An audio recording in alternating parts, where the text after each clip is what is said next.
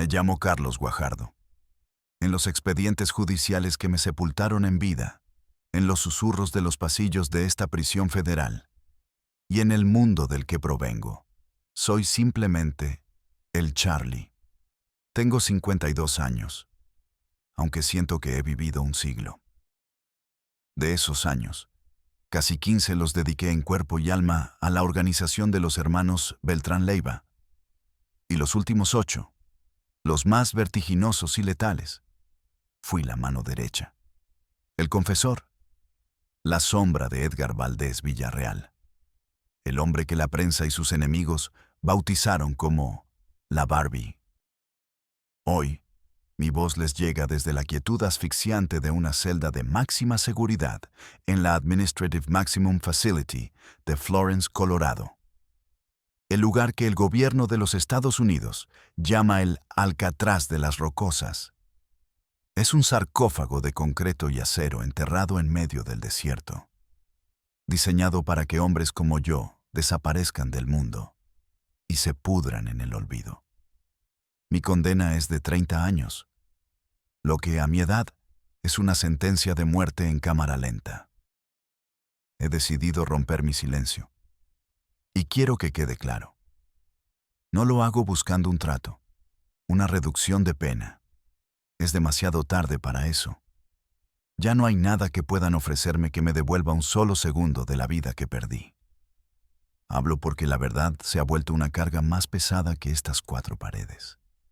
La historia que todos ustedes conocen, la que han devorado en los periódicos, en los noticieros y en esas narcoseries que glorifican nuestra miseria, es una farsa.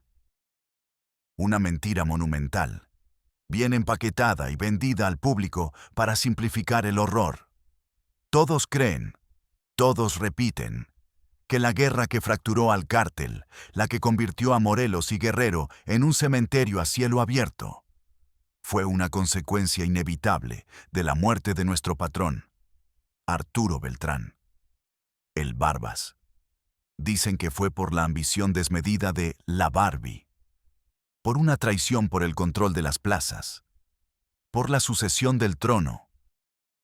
Es la narrativa oficial, la que le conviene al gobierno, la que suena lógica en la lógica de la violencia.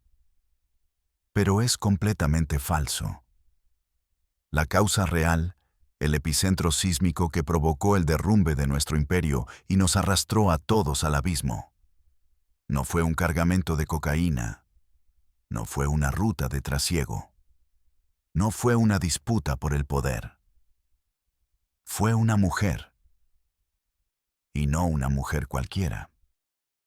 La verdad, la que nos costó un imperio y un río de sangre, tiene un nombre y un apellido que brillan en las marquesinas, un rostro que adorna las portadas de las revistas. Es una de las figuras más famosas, admiradas y aparentemente intocables de todo México.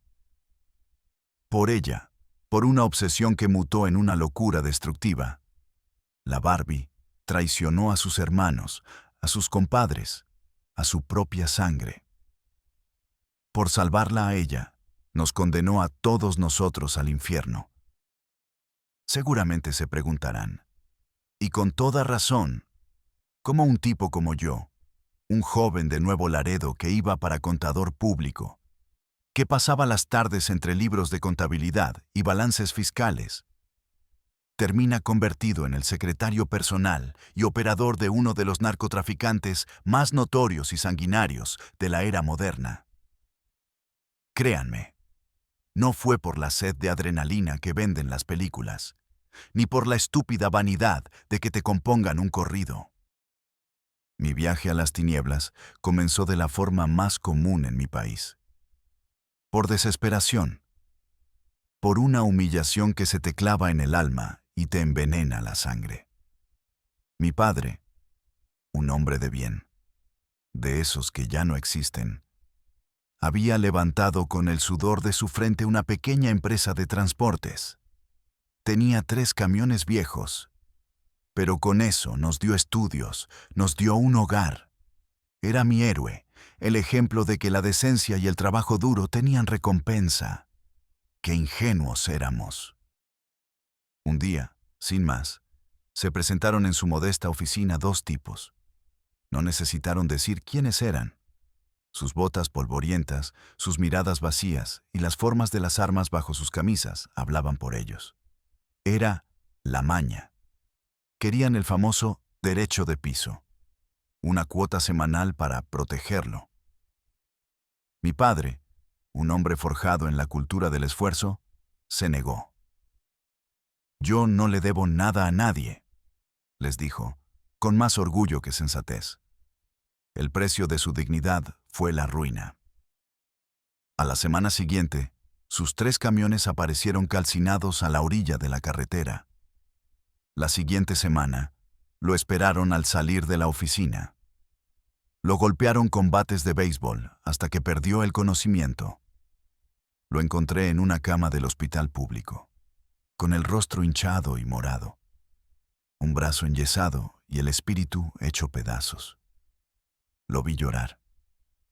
A mi padre, a mi héroe, a ese roble que yo creía indestructible, lo vi llorar en silencio, con lágrimas de pura impotencia. Y en ese instante, en el olor a antiséptico y fracaso de esa habitación, algo se rompió dentro de mí para siempre. Entendí con una claridad brutal la verdadera ley de ese México salvaje. No importa tu esfuerzo, no importa tu honestidad, no importa si eres una buena persona. En la calle, el único poder que se respeta, el único idioma universal, es el del plomo. La decencia es una debilidad que te mata. Un amigo de la infancia, el Beto, que había dejado la escuela para meterse de mañoso, me encontró días después. Vio el odio en mi cara, una sed de venganza que me consumía. No me dio el pésame, me ofreció una solución. Hay gente que puede hacer que esos cabrones paguen, Charlie, me dijo. Gente que puede asegurar que nadie vuelva a tocar a tu familia. Pero el favor, carnal, se paga caro. No lo pensé. Estaba ciego de rabia. Una semana más tarde, el Beto me llevó a una bodega industrial en las afueras de la ciudad. El lugar olía a grasa, a sudor y a miedo. Ahí, sentado detrás de un escritorio metálico, estaba un comandante de los Zetas, que en aquel entonces aún eran el brazo armado y el terror del cártel del Golfo. No me hicieron un examen. No me preguntaron por mis estudios de contabilidad. Me lanzaron un radio Nextel y una escuadra calibre .38. A partir de ahora eres un halcón, me dijo el comandante, sin siquiera mirarme a los ojos. Tu trabajo es ver, oír y callar. Vas a reportar cada patrulla, cada convoy del ejército, cada movimiento sospechoso en tu sector. Un error, una palabra de más a la persona equivocada, y no solo te vamos a levantar a ti, vamos a borrar a toda tu puta familia del mapa. Así empezó mi nueva vida. El miedo a que le pasara algo a los míos se convirtió en mi motor. Y el odio, el recuerdo de mi padre humillado, se convirtió en mi combustible. En mi mente enferma, creía que estaba haciendo justicia. ¡Qué iluso! Estaba escapando de la jaula de un perro para meterme voluntariamente en la de un tigre hambriento. Mi verdadero bautismo, el jale que me arrancó de la mediocridad de las calles y me puso en la órbita del poder real, no fue en la polvareda de Tamaulipas, sino bajo las luces de neón de Acapulco. El mundo del narco es como cualquier corporativo. Hay transferencias, ascensos y traiciones. Tras la violenta ruptura entre el Golfo y los Zetas, las lealtades se hicieron añicos. Yo, gracias a una cadena de favores y a la recomendación de un contacto que vio en mí algo más que un simple vigilante, fui transferido a la estructura de los hermanos Beltrán Leiva. Ellos eran los dueños del Pacífico. Controlaban Guerrero, Morelos, parte de la Ciudad de México. y eran una bestia de otra especie. No tenían la brutalidad tosca y primitiva de los Zetas. Los Beltrán eran empresarios de la violencia. Tenían clase, se vestían con ropa de diseñador, comían en los mejores restaurantes y se codeaban con la élite política y artística del país. Eran la aristocracia del crimen. Y al frente de su ejército de sicarios, como el rostro visible de su poder letal, estaba un tipo que rompía todos los moldes.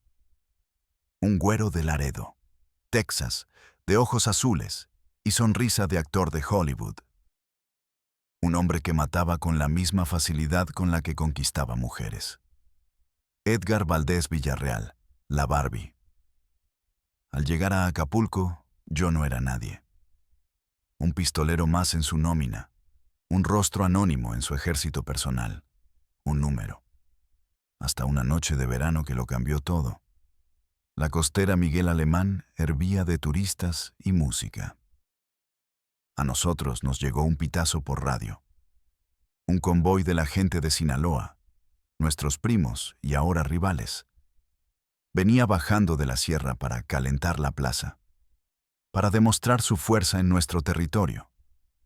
Eran 3 camionetas de lujo, una Durango y 2 Cherokees, repletas de sicarios. El plan era sencillo, una emboscada de libro de texto. Bloquear la avenida a la altura de la glorieta de la Diana Cazadora y coserlos a balazos. Pero en este negocio, los planes sencillos son los primeros en irse al carajo. Una patrulla de la Policía Federal, que sin duda estaba en la nómina de ellos, pasó minutos antes de lo previsto y les dio el clásico pitazo por radio. La emboscada se frustró y el enfrentamiento se convirtió en una cacería demencial a más de 100 kilómetros por hora por las calles atestadas de Acapulco. Recuerdo los fogonazos de los cuernos de chivo iluminando la noche, el sonido de los cristales de los hoteles estallando, los gritos de pánico de la gente que corría a refugiarse. Nuestra camioneta, una Tahoe blindada, recibió una ráfaga en el motor y quedó varada. El jefe de nuestra célula, un comandante apodado El Borrado por su habilidad para desaparecer gente, hizo honor a su nombre de la peor manera. Se borró. Se quedó petrificado, con los ojos abiertos como platos, incapaz de articular una palabra por el radio. El pánico es contagioso. Y vi cómo mis compañeros empezaban a dudar. En ese caos, sin pensarlo, el instinto de supervivencia tomó el control. Le arrebaté el radio de las manos al Borrado. Tomé mi AK-47 y empecé a gritar órdenes. Mi voz sonó extrañamente calmada, fría, como si estuviera observando la escena desde arriba. Unidad 2. Síguelos por la paralela y ciérrales el paso en la salida a la escénica. Unidad 3. Quédense atrás y eviten que den la vuelta. Nosotros los contenemos aquí a pie. Fuego de supresión a las llantas, a las llantas. No los dejen maniobrar. Durante 10, quizás 15 minutos que se sintieron como una vida entera, coordiné el tiroteo. Organicé a mis compañeros para crear un perímetro de fuego. Designé objetivos, pedí reportes de bajas. Al final, la Durango y una de las Cherokees quedaron como coladeras, varadas y humeantes en medio de la avenida. 9 cuerpos de los contras quedaron regados en el asfalto. Nosotros perdimos a 2 buenos muchachos. Cuando las sirenas de nuestras policías, las amigas, empezaron a sonar a lo lejos, llegó la Barbie en persona. Se bajó de su Mercedes blindado, con su camisa de seda y sus mocasines italianos, y caminó entre los casquillos y los charcos de sangre, como si estuviera paseando por un jardín. Sus ojos azules, fríos como el hielo, analizaron la escena. ¿Quién estaba al mando aquí?, preguntó. El Borrado, ya recuperado del shock, dio un paso al frente para colgarse la medalla. Pero antes de que pudiera hablar, uno de los morros más jóvenes, un chico al que apodábamos el Flaco, me señaló con la cabeza. Fue el Charlie, patrón. Este cabrón nos salvó el pellejo. Al comandante se le congeló el culo. La Barbie clavó su mirada en mí. Fue un escrutinio largo, intenso. No sonrió, no frunció el ceño, solo asintió levemente. A la mañana siguiente, uno de sus escoltas me recogió. Me llevaron a una de sus espectaculares mansiones en las brisas, con una vista al océano que te quitaba el aliento. Él estaba en la alberca infinita, rodeado, como siempre, de mujeres despampanantes. Salió del agua y me ofreció un vaso de whisky.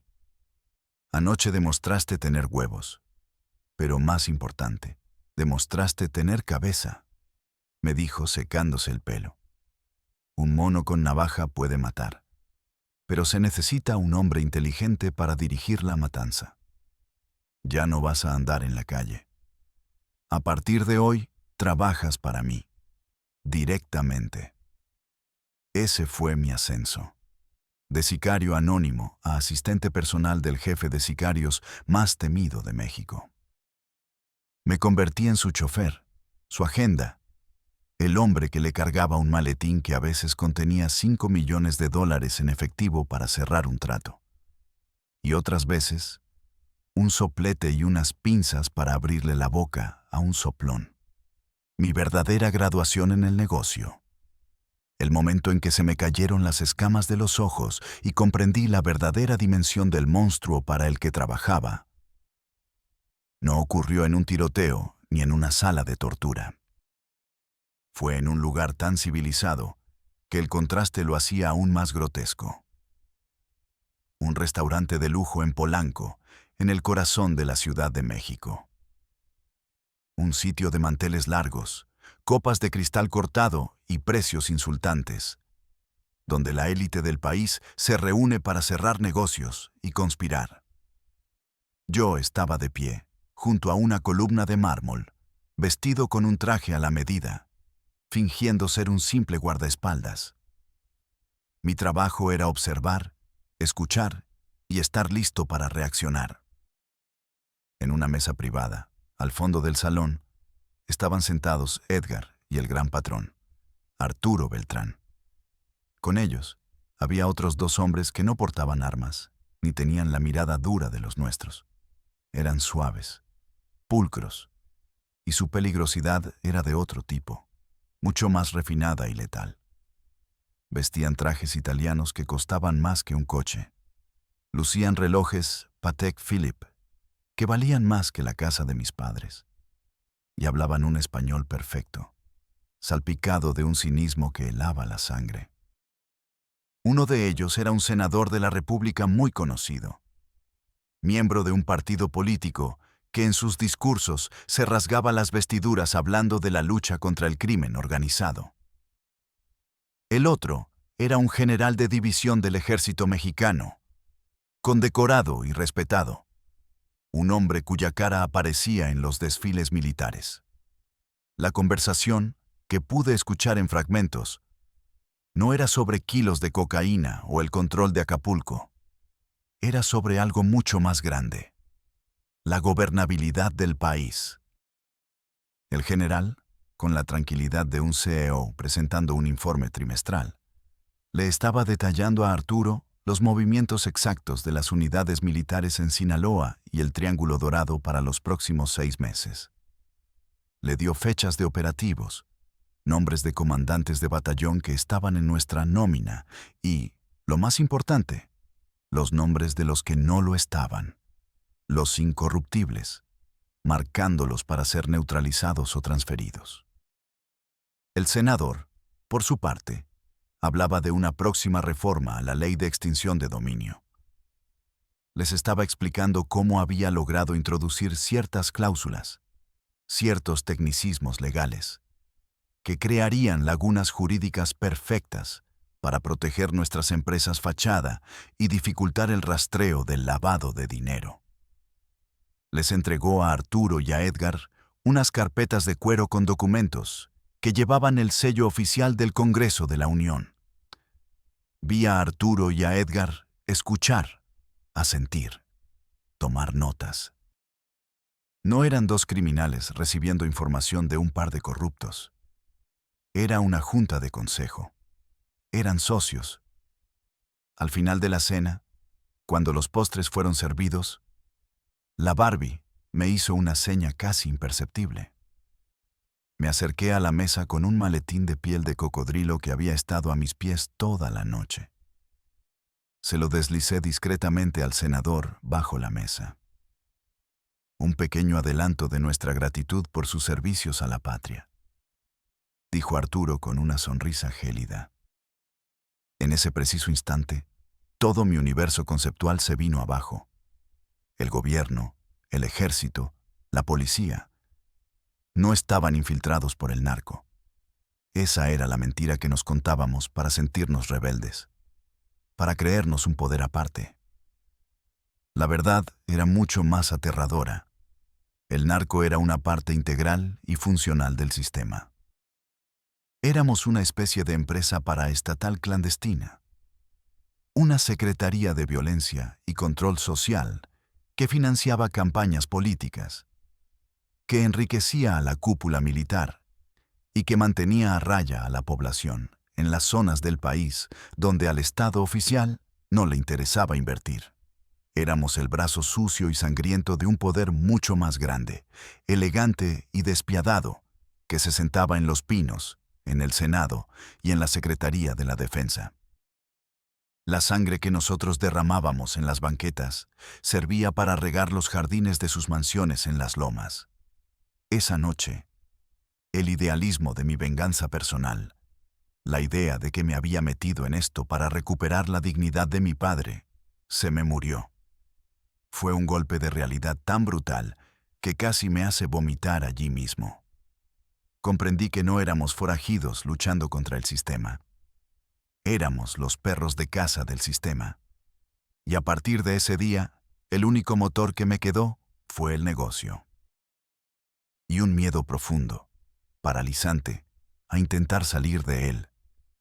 Mi ascenso dentro de la organización fue meteórico, impulsado por mi actuación en Acapulco y mi capacidad para mantenerme callado y eficiente. La Barbie vio en mí algo que valoraba por encima de la simple brutalidad: lealtad y una mente metódica. Confió en mí. Yo era discreto. No hacía preguntas innecesarias y, lo más importante, entendía que mi función era resolverle los problemas, no crearle otros nuevos. Pasé de ser su asistente a convertirme en su principal operador logístico y financiero. Mi vida se dividió en dos. Por un lado, me encargaba de la logística de los cargamentos de cocaína que llegaban en lanchas rápidas desde Colombia a las costas de Guerrero y Oaxaca. Coordinaba a los equipos de desembarco, la seguridad perimetral, el transporte de la mercancía a las bodegas de seguridad en Cuernavaca y la Ciudad de México. También supervisaba la red de halcones y sicarios en Morelos, nuestra principal base de operaciones. Pagaba la nómina, me aseguraba de que tuvieran armas, vehículos y casas de seguridad. Pero mi verdadera especialidad, donde mi mente de contador encontró su vocación oscura, fue el dinero. Me convertí en el arquitecto de la lavandería de Edgar. Aprovechando los conocimientos de mi carrera frustrada, diseñé una compleja red de empresas fantasma, constructoras que ganaban licitaciones públicas gracias a nuestros contactos políticos, cadenas de restaurantes de moda en zonas turísticas, agencias de viajes, hasta productoras de eventos. A través de ellas, blanqueábamos millones y millones de dólares cada mes, convirtiendo el dinero sucio de la droga en capital legítimo que se reinyectaba en la economía formal. Era un maestro del disfraz financiero, pero mi trabajo no era solo de oficina. También me encargaba de los trabajos especiales, esas operaciones que requerían más cerebro que balas. Recuerdo el caso de un periodista de investigación en Cuernavaca que empezó a publicar artículos muy detallados sobre nuestros vínculos con el gobierno estatal. Estaba llegando demasiado cerca. Un sicario normal lo hubiera levantado y disuelto en ácido. Pero eso genera ruido, mártires, atención mediática. La Barbie me dio una orden mucho más sutil y cruel. Arruínale la vida, Charlie, me dijo. Quiero que todo el mundo crea que es un monstruo, que su propio nombre le dé asco, que parezca un accidente de la vida. Durante varias semanas, mi equipo, formado por expolicías judiciales y expertos en inteligencia, se dedicó a destruir a ese hombre. Le sembramos 1 kilo de cocaína en la cajuela de su coche. Contratamos a un hacker para fabricar estados de cuenta falsos que lo vinculaban a cuentas en paraísos fiscales. Y lo peor de todo, pagamos a 2 personas para que lo acusaran falsamente de pederastia, con testimonios fabricados pero emocionalmente convincentes. En menos de un mes, lo aniquilamos. Perdió su trabajo, su credibilidad. Su esposa lo abandonó. Sus hijos no querían verlo. Terminó en la cárcel, repudiado por todos, acusado de crímenes atroces que jamás cometió. Nadie disparó una sola bala. Fue una ejecución civil, silenciosa y absolutamente devastadora. En otra ocasión, un alcalde de un municipio de Guerrero, al que le habíamos financiado toda su campaña, se sintió valiente una vez en el poder y decidió que ya no quería colaborar. Arturo Beltrán, que era de mecha corta, quería su cabeza en una hielera. Pero Edgar, siempre más estratega, tenía un plan diferente. La violencia es la última herramienta del pendejo, Charlie. Es para cuando ya no tienes nada con qué negociar, me dijo. Fuimos a ver al alcalde a su oficina. No llevábamos armas largas, solo 2 pistolas discretas. No lo amenazamos, no le gritamos. Simplemente puse sobre su escritorio una laptop y le di play a un video. Era él, grabado con una cámara oculta en una de nuestras fiestas privadas, completamente borracho, inhalando cocaína de los pechos de 2 chicas que claramente eran menores de edad. El video era en alta definición, el audio perfecto. El rostro del alcalde pasó del rojo de la furia al blanco del pánico. «Vas a seguir colaborando con nosotros», le dijo Edgar con esa sonrisa encantadora que tanto aterraba. «Y ahora, nos vas a dar el doble de lo acordado. Porque ya no eres nuestro socio, señor alcalde. Ahora eres nuestro perro». Ese era el verdadero poder que ejercíamos. No el de la balacera, sino el del secreto, el de la información, el de tener el alma de la gente en un puño. Yo era el arquitecto de ese control. Me movía con soltura entre 2 mundos que se tocaban constantemente. El de los cuernos de chivo, los cuerpos desmembrados y el olor a muerte. Y el de las reuniones en penthouses de Santa Fe. Los sobornos millonarios y el olor a perfume caro. Me hice inmensamente rico. Tenía apartamentos, coches deportivos, relojes, todo lo que el dinero sucio podía comprar. Pero vivía en una jaula de oro, prisionero de una paranoia que no me dejaba dormir. Cada llamada de un número desconocido, cada coche que me seguía más de 2 calles, cada cara nueva en la organización, representaba una amenaza mortal. Y yo no sabía entonces que la amenaza más grande de todas, la que finalmente haría implosionar nuestro mundo, estaba a punto de llegar. Y tenía el rostro de un ángel caído del cielo. El principio del fin llegó, como suelen hacerlo las grandes tragedias, disfrazado de fiesta. Fue en una de las legendarias pachangas que la Barbie organizaba en su fortaleza de Acapulco, una mansión que colgaba de un acantilado con una vista que te hacía pensar que Dios existía y que estaba de nuestro lado. Esas fiestas eran bacanales de exceso. Por ahí desfilaba lo más alto y lo más bajo de la sociedad mexicana. Políticos de primer nivel, empresarios que salían en la revista Forbes, modelos de calendario y, por supuesto, la cereza del pastel, las estrellas del momento. Cantantes famosos, actrices de telenovela, presentadoras de televisión. Para ellas, ser invitada a una fiesta del patrón era un cóctel tóxico de miedo y estatus. Sabían perfectamente a qué se dedicaba el anfitrión. Pero el aura de poder, el lujo desmedido y el peligro son un afrodisíaco al que pocas pueden resistirse. Y esa noche, entre el estruendo de la banda en vivo y el ir y venir de charolas con champán y cocaína, llegó ella. No voy a pronunciar su nombre. A estas alturas, no es por protegerla. Su bienestar me tiene sin cuidado. Es porque su nombre es tan inmenso, tan icónico en la cultura popular de México y Latinoamérica, que si lo dijera, su fama eclipsaría el punto central de esta confesión. Piensen en ella simplemente como la estrella. Era, y me temo que sigue siendo, la fantasía de todo un país. Una cantante y actriz cuya belleza y carisma la habían colocado en un pedestal inalcanzable. Desde el instante en que esa mujer cruzó el umbral del jardín, Edgar Valdés Villarreal se transformó. Lo vi con mis propios ojos, y yo lo conocía mejor que su propia madre.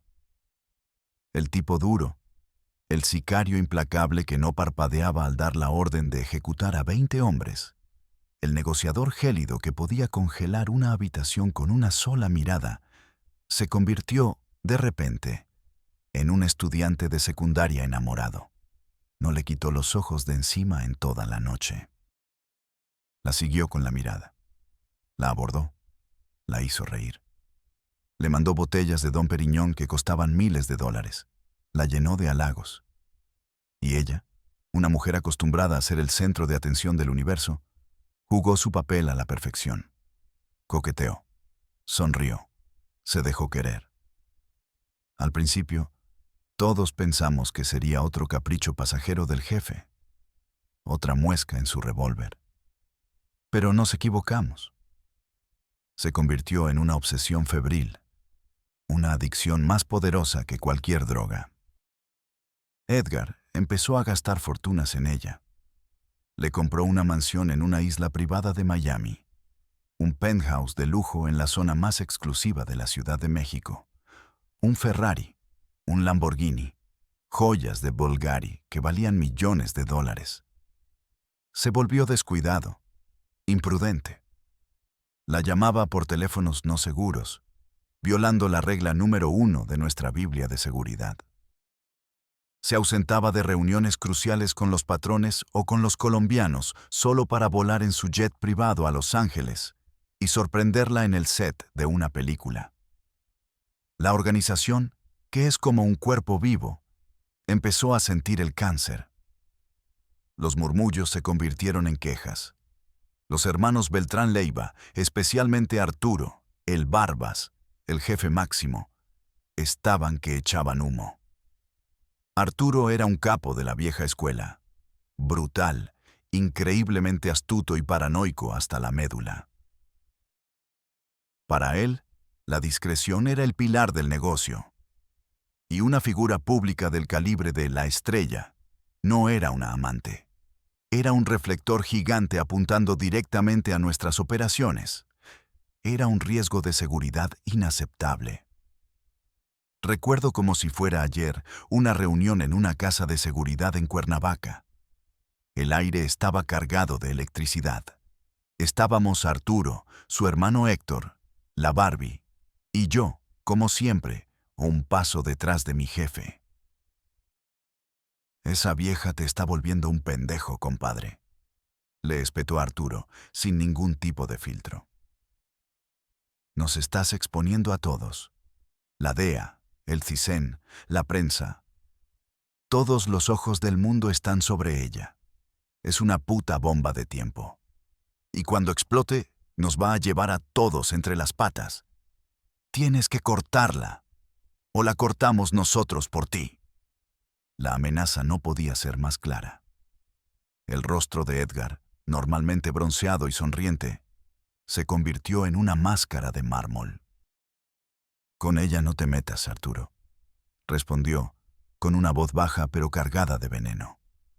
«Es mi mujer, y a mi mujer nadie, ni tú, la toca». Se hizo un silencio sepulcral. Fue la primera vez que vi a Edgar desafiar de forma tan directa y personal al jefe de jefes, a su compadre, al hombre que le había dado poder y fortuna. En ese cruce de miradas supe que una línea invisible se había cruzado. La lealtad de Edgar ya no pertenecía por completo al cártel. Su corazón, su lealtad, su alma, ahora le pertenecían a ella. Unos meses después de esa reunión, un comando de élite de la Marina Armada de México, actuando con una precisión quirúrgica y una inteligencia que nunca antes habían demostrado, rodeó un complejo de apartamentos de lujo en Cuernavaca. El tiroteo fue infernal. Duró horas. Al final de la batalla, Arturo Beltrán Leiva, el poderoso Barbas, yacía muerto en el suelo de su penthouse, con el cuerpo acribillado y humillado por los marinos, que le arrojaron encima billetes de dólares y pesos ensangrentados como un macabro trofeo. La versión oficial, la que todos compraron, fue que la información la proporcionó la DEA, y es parcialmente cierto. Pero la verdadera pregunta, la que nadie se hizo, es: ¿quién carajos le dio la información tan precisa a la DEA? Unos días antes del operativo, Edgar me citó en un lugar neutral, un parque desolado. Estaba pálido, sudaba frío a pesar de la noche fresca. Se veía acorralado. Arturo me dio un ultimátum. Me confesó, con la voz temblorosa. Me dijo que si no terminaba mi relación con ella, iba a mandar matarla. Dijo que era un cabo suelto demasiado famoso y que ponía en riesgo a su familia. Vi en sus ojos algo que jamás había presenciado en él. Pánico puro. El pánico de un hombre a punto de perder lo que más amaba. Y entonces me lo soltó. Con la mirada perdida en la oscuridad, me confesó que había usado un teléfono satelital encriptado, uno que guardaba para emergencias extremas, para hacer una sola llamada. Una llamada a su contacto de más alto nivel en la oficina de la DEA en San Antonio, Texas. Les dio todo. La ubicación exacta del piso franco donde se escondía Arturo, el número de apartamento, los horarios en que bajaba la guardia, el número de escoltas que tenía dentro. Todo. A cambio de una sola cosa: que no tocaran a la estrella, que la dejaran fuera de cualquier investigación futura. Sacrificó a su jefe, a su compadre, al padrino de su hijo, al hombre que lo había hecho millonario, para salvar a la mujer de la que estaba obsesionado. Era él o nosotros, Charlie. Intentó justificarse, aunque sabía que no había justificación posible. Me orilló. Era la única salida. En ese momento, en la soledad de ese parque, comprendí que nuestro mundo, tal y como lo conocíamos, había terminado.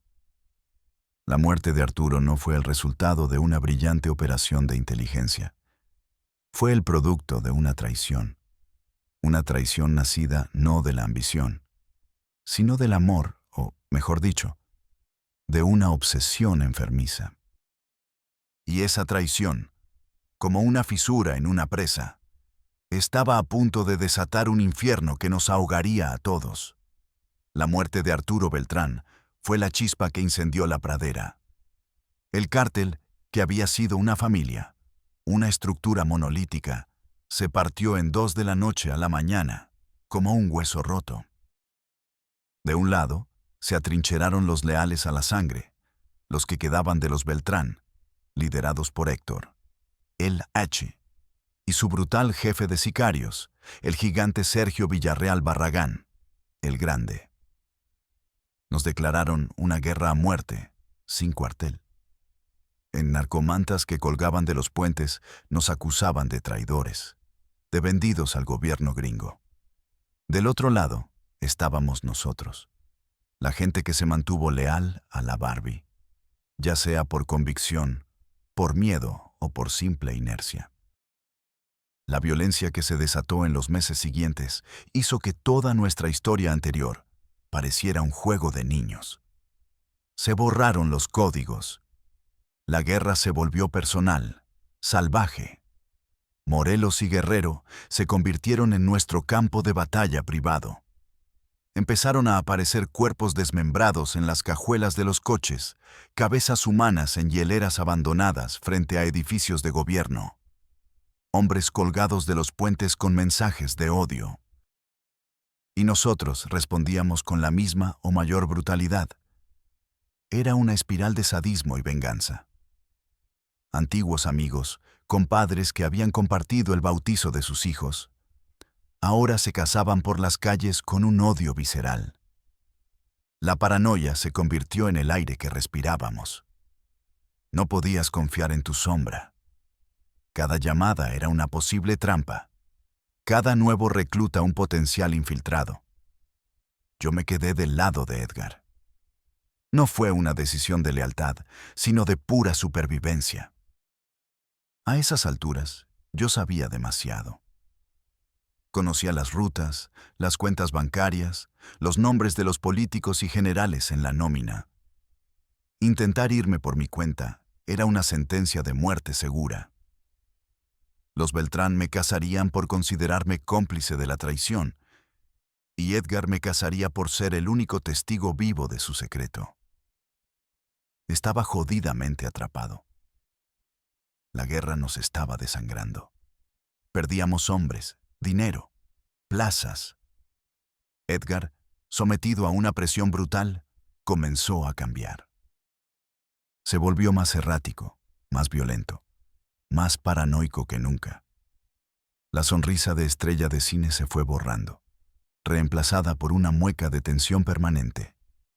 Y entonces, en medio de ese torbellino de locura, llegó la orden que se convirtió en mi punto de quiebre. La línea que mi conciencia, por atrofiada que estuviera, no me permitió cruzar. En un acto de venganza, la gente de El Grande había emboscado y matado a un primo lejano de Edgar en Texas. La noticia lo volvió loco. Me mandó llamar a una de sus casas de seguridad. Estaba bebiendo, rodeado de sus escoltas más cercanos. Tenía los ojos inyectados en sangre.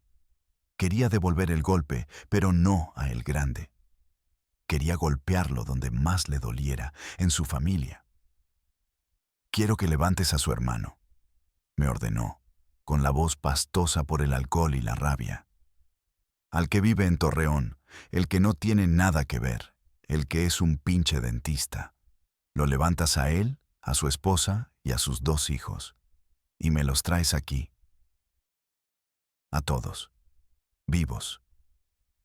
Me quedé paralizado. Un sudor frío me recorrió la espalda. Una cosa era matar a nuestros rivales, a otros sicarios que sabían las reglas del juego. Todos los que portábamos un arma sabíamos que la muerte era una posibilidad laboral. Pero meterse con la familia directa, con civiles, con niños, siempre había existido un código no escrito. Era la última barrera de la barbarie. «Patrón, la familia es sagrada. Los niños no tienen la culpa», balbuceé, tratando de hacerlo entrar en razón. Me cortó en seco con una mirada de un odio tan puro que sentí que me quemaba por dentro. «Es una puta orden, Charlie. ¿O es que ya te ablandaste? Tú también te vas a poner en mi contra, cabrón». En ese instante, mirándolo a los ojos, lo supe. Este ya no era el Edgar que yo había conocido y al que había servido. La guerra, la paranoia y su obsesión por proteger a su estrella a cualquier costo lo habían devorado por dentro. Se había convertido en un monstruo sin brújula moral. Salí de esa reunión con el estómago hecho un nudo, sabiendo que no podía cumplir esa orden. No podía ser el responsable de secuestrar y con toda seguridad asesinar a una mujer y a 2 niños inocentes solo para saciar la sed de venganza de mi jefe. Esa noche, por primera vez en 15 años de carrera criminal, no pegué un ojo. Di vueltas en la cama, atrapado entre el miedo a la desobediencia y el asco a mí mismo. Antes del amanecer, tomé la decisión más peligrosa de mi vida. Iba a desaparecer. Fui a una de mis caletas, un compartimento secreto en la pared de un apartamento que nadie conocía. Saqué una maleta de lona que tenía preparada para una emergencia como esta. Contenía casi $500,000 en efectivo, 5 pasaportes falsos con diferentes identidades y nacionalidades, y una pistola compacta. Era mi punto de no retorno. Sabía que al desertar, me convertiría automáticamente en el hombre más buscado de México. Los Beltrán querrían mi cabeza por traidor. Edgar querría mi cabeza por desertor y por ser un archivo andante de sus crímenes y secretos. Pero prefería morir huyendo con un último gramo de humanidad, que seguir viviendo como el perro faldero de un monstruo desquiciado. Mi huida fue una inmersión en la paranoia más absoluta. Me convertí en un fantasma, una sombra moviéndose por las carreteras secundarias de un país que yo mismo había ayudado a incendiar. Me movía exclusivamente de noche, cambiando de coche robado cada 200 o 300 kilómetros para no dejar rastro. Dormía de día en moteles de paso, de esos que huelen a humedad y soledad, pagando siempre en efectivo y usando un nombre falso. Corté toda comunicación. Destruí mi teléfono. No usé tarjetas de crédito. No contacté a nadie de mi vida anterior. Estaba completamente solo en el mundo. Sabía que la red de halcones de la Barbie era una telaraña que cubría casi todo el territorio. Cada caseta de peaje, cada estación de policía en su nómina, cada aeropuerto, era una trampa mortal potencial. Mi plan era llegar a la frontera sur, cruzar por algún punto ciego hacia Guatemala o Belice, y desde allí, con una nueva identidad, tratar de perderme en Sudamérica. Sobreviví así durante 3 semanas que parecieron 3 años. Mi dieta consistía en adrenalina, café instantáneo y galletas baratas. El sueño era un lujo interrumpido por pesadillas. Cada vez que una patrulla de la Federal o un convoy de militares se cruzaba en mi camino, sentía el sabor metálico del miedo en la boca, el corazón bombeando tan fuerte que parecía que iba a reventar. Finalmente, llegué a un pequeño y olvidado pueblo en el corazón de la selva de Chiapas, a pocos kilómetros de la frontera con Guatemala. Por primera vez en semanas, me permití respirar un poco. Creí, estúpidamente, que lo había logrado. Me senté en un humilde restaurante de carretera para comer algo caliente, para sentirme normal por un momento. Estaba dando cuenta de un plato de frijoles cuando la campanilla de la puerta sonó. Entraron 2 hombres. No eran de allí. Se notaba a leguas. Su ropa de marca, sus cortes de pelo militares, sus botas tácticas y, sobre todo, su manera de escanear el lugar, me lo gritaron. No eran policías locales, ni turistas perdidos. Eran de los suyos. Eran oficina. Eran gente de Edgar. Se sentaron en una mesa en la esquina opuesta y pidieron 2 cervezas. No me quitaron los ojos de encima. No sacaron armas. No dijeron una palabra. Solo me observaron con una calma depredadora. El mensaje era inequívoco. Se acabó el juego. Te encontramos. No hay lugar en el mundo donde te puedas esconder. La sangre se me convirtió en hielo en las venas. Terminé de comer como pude, tratando de aparentar una calma que no sentía. Pagué la cuenta y salí a la calle, caminando lentamente hacia mi coche. Ellos salieron detrás de mí, sin prisa. Sabía que enfrentarlos era un suicidio. Ellos eran solo la punta de lanza. Seguramente había más gente rodeando la manzana, bloqueando las salidas. Cuando metí la llave en la cerradura del coche, el chirrido de unos neumáticos me hizo voltear. Una camioneta Suburban negra, sin placas y con vidrios polarizados, se frenó en seco a mi lado. Las puertas se abrieron y de ella bajaron 4 tipos armados, hasta los dientes con rifles de asalto, vestidos con chalecos tácticos que llevaban las siglas de la AFI, la Agencia Federal de Investigación. Pero supe al instante que no eran federales. Sus tatuajes, su lenguaje corporal, la frialdad en sus ojos. Eran sicarios disfrazados de policías, una táctica común para levantar gente sin llamar la atención. Carlos Guajardo, quedas detenido por delincuencia organizada, dijo el que parecía el jefe, con una sonrisa burlona que nunca olvidaré. No me resistí. Levantar las manos era mi única opción para seguir vivo, al menos por unas horas más. Me tiraron al suelo con una violencia innecesaria. Me esposaron tan fuerte que las muñecas me sangraron. Y me arrojaron sin contemplaciones a la parte trasera de la camioneta.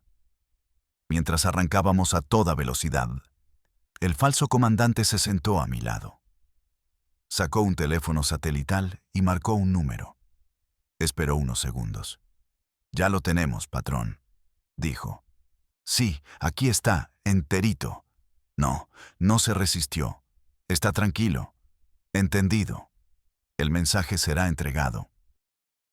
Y al escuchar esas palabras, la última pieza del rompecabezas encajó en mi mente con una claridad devastadora. Edgar no me había mandado a matar. Me había entregado. La jugada era maestra en su crueldad. Sabía que el cerco del gobierno federal, el de verdad, se estaba cerrando sobre él. Su guerra con los Beltrán lo había debilitado. Lo había hecho demasiado visible. Necesitaba un chivo expiatorio, una ofrenda de paz, una cabeza valiosa para negociar con las autoridades y ganar tiempo. Y yo era la ofrenda perfecta. Su hombre de confianza, su operador financiero, el hombre que conocía cada secreto sucio, cada soborno, cada asesinato. Entregarme a mí era como darle al gobierno el mapa completo de su organización. Era un gesto de cooperación para intentar salvar su propio pellejo. Mientras la camioneta devoraba kilómetros de carretera, llevándome hacia un destino que yo sabía que sería una cárcel de máxima seguridad o una tumba clandestina, no pude evitar pensar en la ironía suprema de mi situación. Yo, que había huido para no convertirme en un monstruo que mataba niños, terminaba siendo la carnada que el monstruo principal arrojaba a los lobos para salvarse a sí mismo. En este negocio no hay honor, solo piezas en un tablero.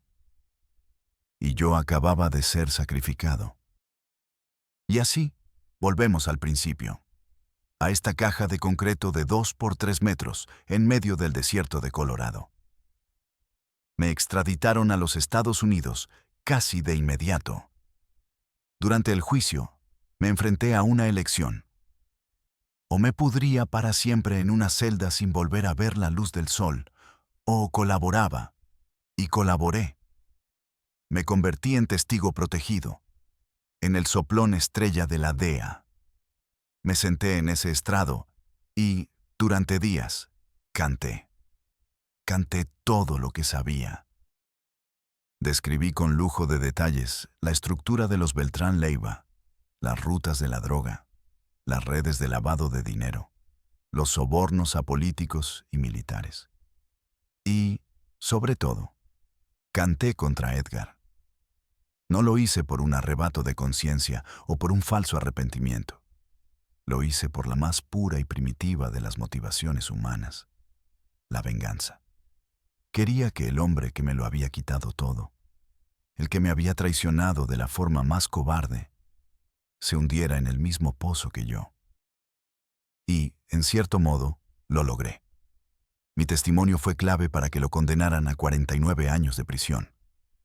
Él también está aquí, en algún lugar de este laberinto de concreto, aunque nunca nos cruzaremos. Gané mi venganza, sí. Pero al final del día, ¿qué gané realmente? Nada. Absolutamente nada. Mi familia, mi esposa y mis hijos tuvieron que entrar en el programa de protección de testigos. Tuvieron que cambiar sus nombres, sus identidades, su historia. Tuvieron que huir y empezar de cero en un país extraño, mirando siempre por encima del hombro. Para el mundo y para ellos, Carlos Guajardo está muerto. Y en el fondo, tienen razón. Lo estoy. Paso 23 horas al día en este silencio ensordecedor, con la única compañía de mis pensamientos, de mis recuerdos.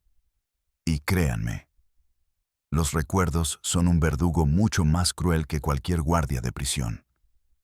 Recuerdo las caras sin nombre de la gente que dañamos, las familias que destrozamos. Recuerdo el miedo en los ojos de nuestros enemigos justo antes de morir. Y peor, mucho peor, recuerdo la camaradería y la confianza en los ojos de mis amigos justo antes de traicionarlos, o de que ellos me traicionaran a mí. Decidí contar toda esta historia ahora, romper el silencio, por algo que vi hace unas semanas en el pequeño televisor de la prisión. Fue un noticiero de espectáculos, y allí estaba ella, la estrella, promocionando su nueva película, sonriendo en una alfombra roja, luciendo un vestido de $1 millón.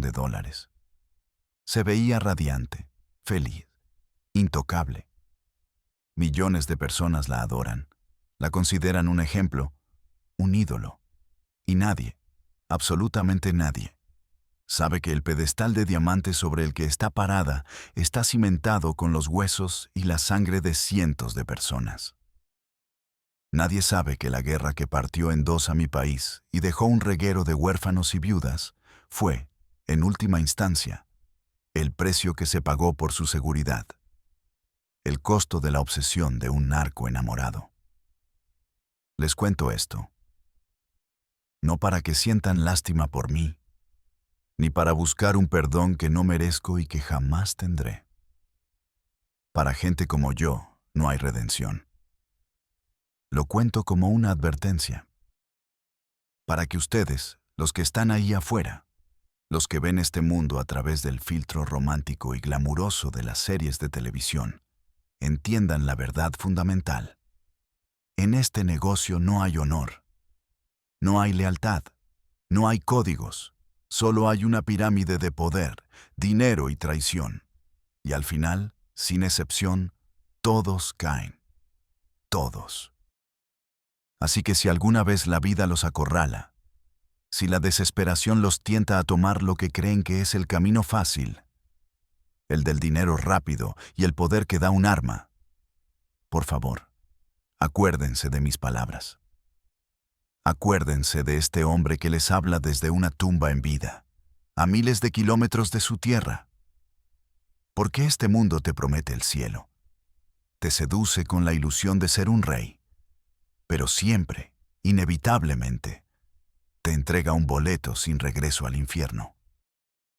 Y de aquí, de este infierno de concreto y silencio, no hay salida, no hay escape, solo hay tiempo, demasiado tiempo para recordar, uno por uno, cada maldito error que te trajo hasta aquí.